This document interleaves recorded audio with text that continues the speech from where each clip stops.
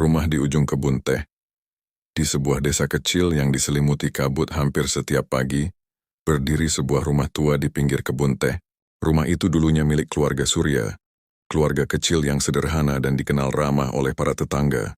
Pak Surya adalah petani teh, istrinya Bu Sari menjual kue-kue buatan tangan, dan mereka memiliki dua anak, Raka 14 tahun dan Lila 7 tahun. Namun sejak kejadian malam itu, tak ada lagi yang mau mendekati rumah tersebut. Bahkan burung pun enggan hinggap di gentingnya. Rumor mulai beredar bahwa keluarga itu tidak mati wajar. Malam terakhir keluarga Surya malam itu dingin. Angin berhembus lirih lewat sela-sela jendela yang sudah lapuk. Bu Sari sedang menyiapkan makan malam. Sup ayam, nasi hangat dan keripik kentang buatan sendiri. Semua tampak biasa. Tidak ada yang aneh. Kecuali satu hal. Pak Surya membawa pulang sebuah bungkusan daun dari hutan belakang. Katanya daun itu bisa dijadikan teh herbal yang menyegarkan. Mereka menyeduh teh itu dan meminumnya bersama. Raka sempat mengeluh, pahit banget ya. Tapi Pak Surya hanya tertawa dan berkata, itu tandanya khasiatnya kuat. Beberapa jam kemudian suara jeritan mengguncang malam. Tetangga terdekat Pak Gino mengaku mendengar suara kaca pecah dan tangisan anak kecil. Tapi saat ia datang untuk mengecek rumah itu sudah gelap. Sepi, tak ada suara. Pintu terkunci dari dalam. Pagi harinya ditemukan 4 jasad di ruang makan. Mata terbuka, mulut menganga, tangan mencakar lantai. Otopsi menyatakan mereka keracunan tumbuhan beracun, bukan karena kesalahan, tapi seperti disengaja. Namun tidak ditemukan jejak orang luar, tanda-tanda setelah kematian. Seminggu setelah pemakaman, warga mulai melaporkan kejadian aneh. Ada suara sendok beradu di mangkuk dari dalam rumah kosong. Lampu teras menyala sendiri setiap malam pukul 2.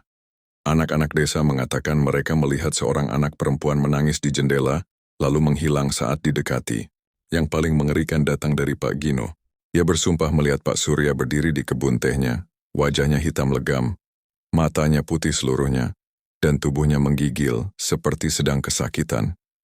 Ketika Pak Gino menyapanya, makhluk itu berlari ke arahnya, namun menghilang 1 meter sebelum menabraknya.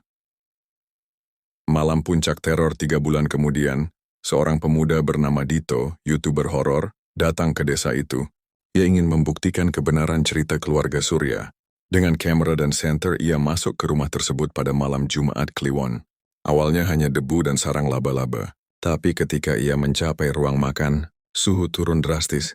Mangkuk-mangkuk makan malam yang harusnya sudah dibersihkan oleh polisi muncul kembali di atas meja. Lengkap dengan teh yang masih hangat dan aroma sup ayam. Dito yang merekam segalanya gemetar saat mendengar suara anak kecil yang menangis merintih minta tolong. Kakak, kenapa kita minum teh pahit itu? Kemudian sosok kecil muncul di bawah meja, merangkak pelan dengan mata putih mengalirkan darah. Di belakangnya muncul sosok wanita dengan wajah setengah hancur dan leher bengkok, menggenggam cangkir teh. Dan terakhir, dari langit-langit turun sosok pria, tergantung dengan tali tambang, matanya terbuka, menatap Dito. Rekaman itu berakhir dengan jeritan panjang, suara langkah tergesa dan kamera terjatuh. Beberapa detik sebelum video berhenti terdengar bisikan. Kami belum selesai. Dito tidak pernah ditemukan. Rumah itu kini dipagari oleh pemerintah desa namun tak ada yang berani menyentuhnya. Setiap malam Jumat Kliwon, rumah itu bersinar dari dalam seolah masih ada keluarga yang menunggu makan malam. Dan jika kamu berjalan melewati rumah itu, kadang kamu bisa mencium aroma sup ayam dan teh pahit. Jangan berhenti, jangan menoleh, dan jangan pernah masuk.